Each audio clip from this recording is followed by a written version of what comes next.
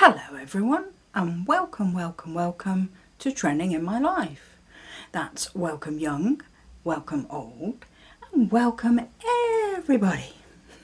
Just in case you wondered why I said it 3 times. So this week I thought I'd take you along with me when I started my weekend. So the first thing that I did when I left work last Friday was I went into central London and I went to Covent Garden to look at the Christmas lights because I knew they'd put them up a couple of days before. So I got off the bus at the Strand, and you can see me looking at the lights on the Strand because there were some pretty ones along there, and then I just turn right and walk up a little bit and I'm at Covent Garden. It isn't a garden, it's just kind of a market square, I think it originated as. Maybe the garden bit was they sold fruit and vegetables at some point. That could have been it. I don't really know the history of it, but just to let you know, that's where I was heading. And it looked very pretty with the dark around and all these lights up. And for about 3 years now, they've had these enormous baubles hanging from the ceiling. And one year they added mistletoe, huge plasticky stuff. And at the moment they've got big gold bells with ribbons, and they're absolutely massive, which you'll see in the video clip. And then they always have an enormous tree, and I sort of got it from a distance but then went up to it because it's in like a wooden barrel. So you can, I filmed me sort of looking at the barrel and then going up to the top of the tree. Because in close-up you could see more what the baubles were like. So yeah, that's in the video.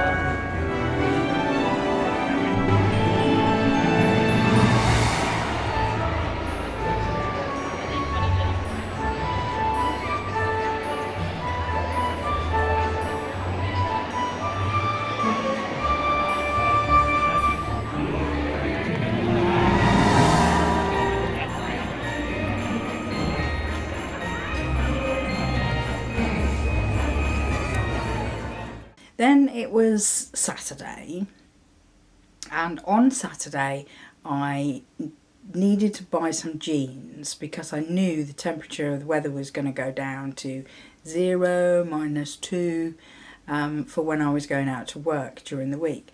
So I wanted to get some jeans so that I wasn't cold waiting on the platform.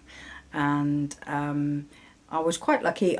I went into one store, found what I want, tried them on, they fitted. Ooh, and when I tried them on, I haven't been in a changing room for ages actually, because I've been shopping my wardrobe, as they call it, and not going out and buying stuff.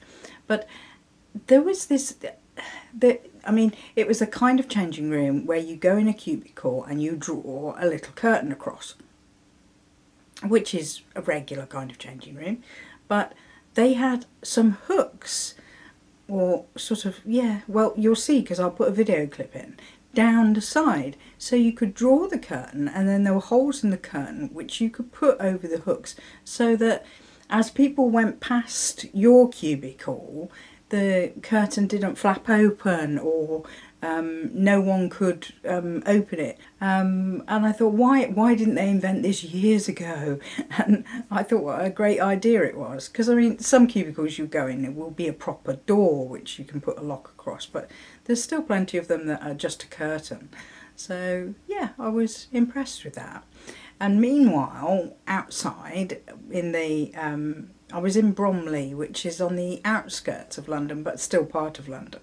I walked down the pedestrianised part of it, and they were putting up a big Christmas tree ready to decorate theirs, so that people would walk past and see it. Whereas it was a contrast from the night before when I'd been in Covent Garden, and of course they'd got their tree up. So as you can see, they're just putting up the Christmas tree here. And there was like, there's always market stalls in that area, but there was some Christmassy market stalls as well. And there was a bit of a fun fair with a big wheel.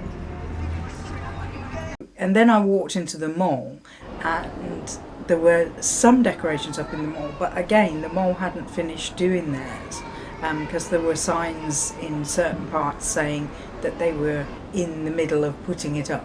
So it'd be interesting to go back and look at that in the coming weeks up until Christmas. It was really pretty in this window. So this is the section where I go into wrapping trees in the garden. And what I did was I just put the GoPro inside the kitchen looking out the window. So that's why everything looks like it does, because it was threatening rain and I didn't want a camera outside. I know the GoPro's waterproof, but it's just there wasn't going to be any good angle to film this. You know, it's mostly my back grabbing these plants like this and trying to wrap them with the string and everything. So I thought what I'll do is I'll just film the lot and then I'll chop it and cut it or speed it up or whatever, which at the point I'm saying this, I don't know what I'm going to do with that yet. Yeah, but it was a necessary thing, and definitely the weather forecast was right, and I wouldn't have had a chance to do it again. I didn't get the chance to do 4 small ones that I'd only bought this year, but I did wrap the big ones, which have really come along in the last couple of years, and I didn't want to lose that growth in the plant because they look so nice in the garden. So I'm happy that I managed to do that, and I won't take that off until spring. It'll just stay on it. I mean, if some of it looks bedraggled and falling off, then I'll have to put some extra on, but yeah, they're done for the winter time. They just stay like that now. So there you have it. On the Sunday, it was sort of my last chance to wrap my trees. Now I didn't know about wrapping trees till last year. But I got some special sort of garden wrap, I suppose you call it. I'll put the name on the screen if I can find what it says on the outside of the packaging. Yeah, I have a dwarf Japanese maple. I have a mystery fruit tree, which is possibly apple, don't know yet because it's not big enough to have fruit, and it came with like foreign language labels that I never looked up what they meant, so a mystery fruit tree, and some, I call them palms, but they're Australia's cordylines, so they look like a palm tree, but the ones I've got are low to the ground. They don't have the trunk like a palm tree does. But last year, well, let's start the year before, I didn't know about wrapping things up like that. So the first year we rented this house, I didn't wrap anything up, and these plants, these cordylines, I'd bought 5 of them from Amazon, and when they came, they were like about this tall. They were really baby plants. And they grew a bit over the summer, but then I didn't wrap them up over the winter. By the end of by the time spring rolled around, there was hardly anything left of them at all. They'd really fared poorly. So, and I happened to be watching a video that I watch of somebody else that's not a gardening video, but she said, "Oh, I need to wrap my trees for winter," and I'm like, that's interesting, and watched how she did it, and then I don't do it properly. I do it just how I can manage to do it, which is, first of all, I tie, this is the cordylines, I tie them up with string, 2 or 3 bits on the way up. You have to kind of squish the palmy leaves up and in, and then wrap the string round to hold it together, because apparently the very centre is the thing that dies in the wintertime. If it gets wet, if it gets frozen, that's, you know, and I don't mean just rain, I mean constant rain, constant wet and freezing, like months that we have in the winter. So anyway, you tie them up with string first, and then you use this wrapping, which is like white materially stuff, and you literally wrap it around, and then I tie again with string to hold it on, and it's like covering them with a little blanket or a coat or something, so that they don't get so cold and wet over the winter time. Well, I hope you liked that video. I was going to do a lot more chatting in this, but I haven't had a chance this week. It's been one of those weeks. For instance, I'm saying a lot. For instance, this morning I went to go to work, and the trains, this is London life for you, the train at my local station was cancelled. So then I had to walk to the next station, which is 15 extra minutes walk. Not a lot, but I've not finished yet. I then got on that train, and while I was on it, I was checking the tube lines, and both of the ones that I used to go to work weren't working. They had severe delays. And what do I say? Don't get on a tube that has severe delays. It's just because once you're on it, you're stuck. So then I was like, okay, what am I going to do now? And I thought, okay, I'll get off here and change to a different tube line. So I got off at Canada Water, and I could get on the Jubilee. So it's not a place I choose to change over very often because it's very crowded.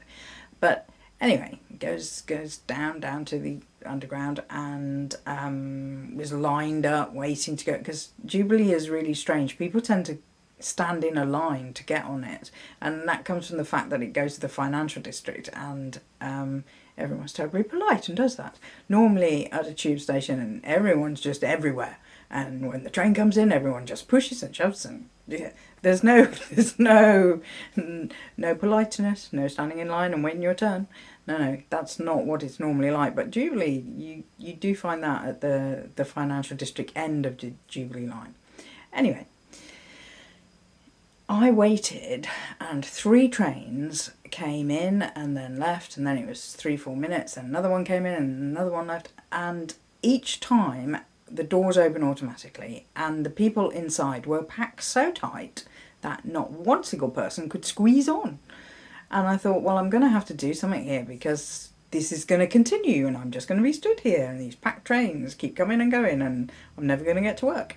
So what I did was I turned around and got the train on the opposite side of the platform, which was going one stop further away from where I wanted to be. But I figured if I could get on one stop before, then maybe I could actually get on the train before it reached where I was, where you couldn't get on the train.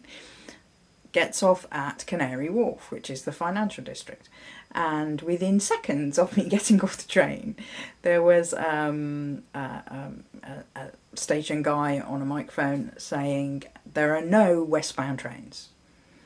And I'm like, okay, a minute ago they were packed, now there's going to be none. He said they were all terminating at that station, which means they wouldn't have even gone to the station that I was stood at before. So I was like, okay, what can we do now?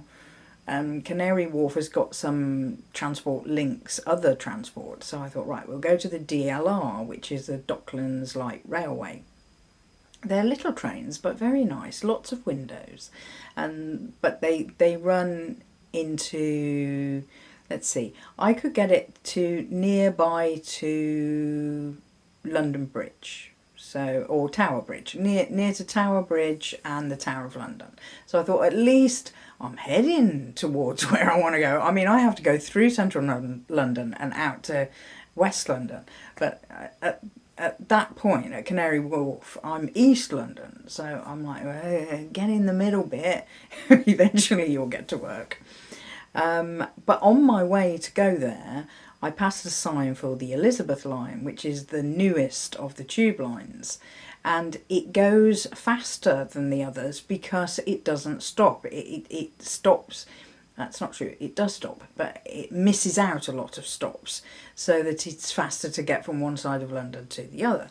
So I went to the Elizabeth line and I didn't get a seat for about 3 stops, but eventually I did get a seat, which was good. And then I got off that and I was able to get a bus from West London to work once I was in West London. So yeah, it was an experience. It took 2.5 hours to get to work this morning. When I think I could have got on a plane and gone to a country in Europe in 2.5 hours, and all I did was go to work. But you have to keep a positive attitude about travelling in London. So I'm just like, tomorrow will be better. Tonight will be better. And tonight was. I got home doing my regular work route to get home. So yeah, it was much better. But yeah, things like that have happened this week. So if you live in London, I mean, this is why people talk about transport and weather. That's 2 favourite subjects of Londoners. But that's why, because, you know, you can have days that run one after the other and everything's fine. But then you can also have transport days where one day after another is just, there's something wrong, something's cancelled, something's delayed, something's, you know. And they do this thing where they say, it's delayed. And you go, oh, okay. And then they announce it's delayed by 10 minutes, it's delayed by 20 minutes. And then they say, it's cancelled. And you think, but if you'd have told me that before I stood here for 20 minutes, I could have gone and got a bus. So, I mean, literally this morning, if I had got a bus from nearby at home, I could have got to work faster. But I wouldn't have dreamed of going and getting a bus because normally, you know, I've got 2 trains to catch. So, yeah, that's life. That's life. So, tell me, a lot of this video has included Christmassy things. Christmas markets, Christmas trees, Christmas lights. Are you looking forward to Christmas? Do you even celebrate Christmas? What's your favourite part of Christmas? Let me know in the comments below. Right, that's all for now. I'll be back next week as usual. See you next time. Bye for now. Oops, see, I do that, don't I? Like, comment, subscribe, share with a friend. Now let's try that again. See you next time. Bye for now.